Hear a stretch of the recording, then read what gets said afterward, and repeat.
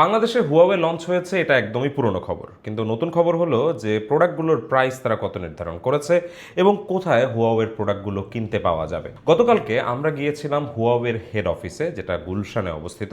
সেখানে তাদের অফিসে গিয়ে আমরা দেখতে পারি যে তারা বেশ ছোট পরিসরে একটা বেশ ভালো ইভেন্ট আয়োজন করেছে, যেখানে তারা বাংলাদেশে টেক রিভিউ নিয়ে যারা কাজ করে তাদেরকে ইনভাইট করেছে।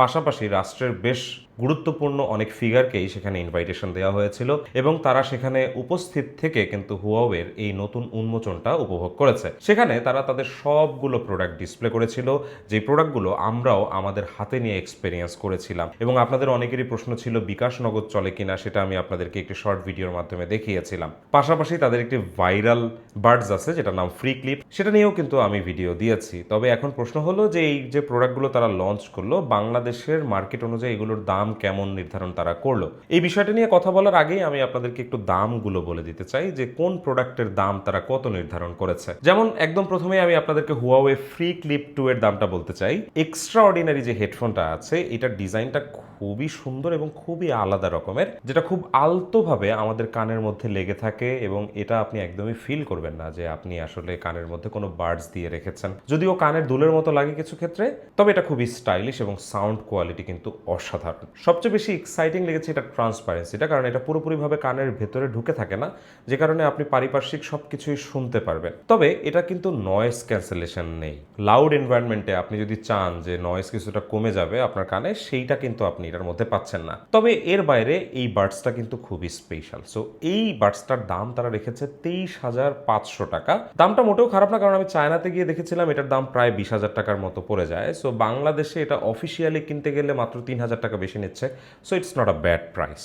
তবে বাজেট সেগমেন্টে যারা হুয়াওয়ের ফ্রি বাডস কিনতে চান তাদের জন্য একটা সুযোগ আছে। যেমন তারা হুয়াওয়ের ফ্রি বাডস AC4 ANC এর দাম নির্ধারণ করেছে 4,999 টাকা। আর যারা আরো কমের মধ্যে হুয়াওয়ের বাডস কিনতে চান তারা হুয়াওয়ে ফ্রি বাডস AC2 কিনতে পারেন, এটার দাম হচ্ছে 3,000 টাকা। ঘড়ির বাজারেও হুয়াওয়ে কিন্তু বেশ ভালোভাবেই এসেছে। যেমন তারা তাদের যে স্মার্ট ওয়াচ ব্যান্ড 11 সিরিজ আছে, এটার দাম তারা নির্ধারণ করছে 4,999 টাকা। আর ব্যান্ড 11 এর যে অ্যালুমিনিয়াম ভার্সনটা আছে, এটার দাম তারা রেখেছে 6,500 টাকা। আর ব্যান্ড 11 প্রো যে ভার্সনটা আছে, এটার দাম তারা রেখেছে 9,000 টাকা। এর পাশাপাশি যারা হুয়াওয়ের একটু দামি ওয়াচ কিনতে চাচ্ছেন তারা চাইলে হুয়াওয়ে ওয়াচ ফিট 5 সিরিজটা দেখতে পারেন, কারণ এই ফিট 5 সিরিজের দাম রেখেছে ওরা 20,000 টাকা। আর যদি প্রোটা কিনতে চান তাহলে আপনাকে 30,000 টাকা পর্যন্ত খরচ করতে হবে। ওয়াচগুলো আমার কাছে সত্যি ভালো লেগেছে। দাম অনুযায়ী ওয়াচগুলোতে পর্যাপ্ত পরিমাণে ফিচারও দেওয়া হয়েছে। অবশ্যই এই ওয়াচগুলো আমাদের হাতে আসবে এবং আমরা অবশ্যই এগুলো নিয়ে ডিটেইলস রিভিউ আপনাদের সাথে শেয়ার করব। তবে আমার মনে হয় হুয়াওয়ের যেই প্রোডাক্টটা সবচেয়ে বেশি বিক্রি হবে সেটা হলো হুয়াওয়ে ম্যাট প্যাড 11 5। এই ডিভাইসটা কিন্তু খুবই জোস একটা ডিভাইস, আমার কাছে এটা খুবই ভালো লাগছে। এটার স্টার্টিং ভ্যারিয়েন্ট হচ্ছে 8128GB ওয়াইফাই, যেটার দাম হচ্ছে 49,999 টাকা। দ্য বেস্ট থিং যে ওরা কিন্তু এটার সাথে একটা attach keyboard, magnetic keyboard provide করছে, which is really a very good thing.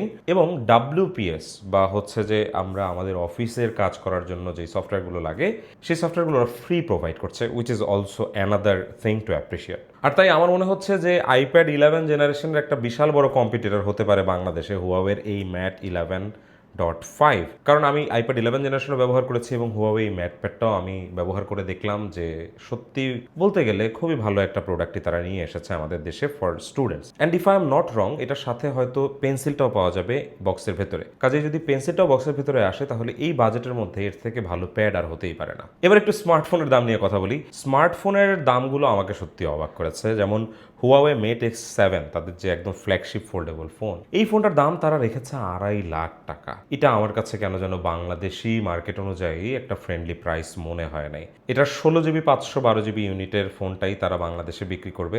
ফোনটা যদিও অনেক স্লিম, খুবই দারুণ একটা ফোল্ডেবল ফোন, যেখানে ক্যামেরাটাও একদম ফ্ল্যাগশিপ লেভেলের, তো তারপরেও আমি আসলে ফোল্ডেবল ফোন হিসেবে এটার দামটা আর একটু কম এক্সপেক্ট করছিলাম। তবে 2.5 লাখ টাকা আমার কাছে খুব বেশি মনে হয়েছে। তবে বাংলাদেশের অফিসিয়াল মার্কেটে যদি আমরা ফোল্ডেবল ফোনের সাথে কম্পেয়ার করি, সেক্ষেত্রে এই প্রাইসটা আসলে একদমই অস্বাভাবিক কিছু না। এরপরে আমরা হুয়াওয়ে মেট 80 প্রো, এটা হচ্ছে স্ল্যাব ফোনের মধ্যে তাদের ফ্ল্যাগশিপ ফোন বাংলাদেশে। এই ফোনটার দাম তারা রেখেছে 1,40,000 টাকা ফর 16GB 512 GB ভ্যারিয়েন্ট। এই ফোনটা সত্যিই খুব ভালো, বিল্ড কোয়ালিটি ভালো, ভালো ডিসপ্লে আছে, সামনে 2টা ক্যামেরা আছে, একটা 3D ফেস স্ক্যানার আছে এবং ব্যাক সাইডেও কিন্তু পেরিস্কোপ টেলিফোটো ক্যামেরা সেন্সর আছে, main camera, ultra wide camera আছে। তবে 1,40,000 টাকায় এই ফোনটা অফিসিয়াল মার্কেটে কেমন বিক্রি হয় সেটাও আমাদেরকে একটু দেখতে হবে। তবে 50,000 টাকা বাজেটের মধ্যে যারা ফোন কিনতে চাচ্ছেন তাদের জন্য হুয়াওয়ে একটা ফোন আনলো, সেটার নাম হচ্ছে হুয়াওয়ে নোভা 15 ম্যাক্স। এই ফোনটা 8GB 256GB পাওয়া যাবে 50,000 টাকায়।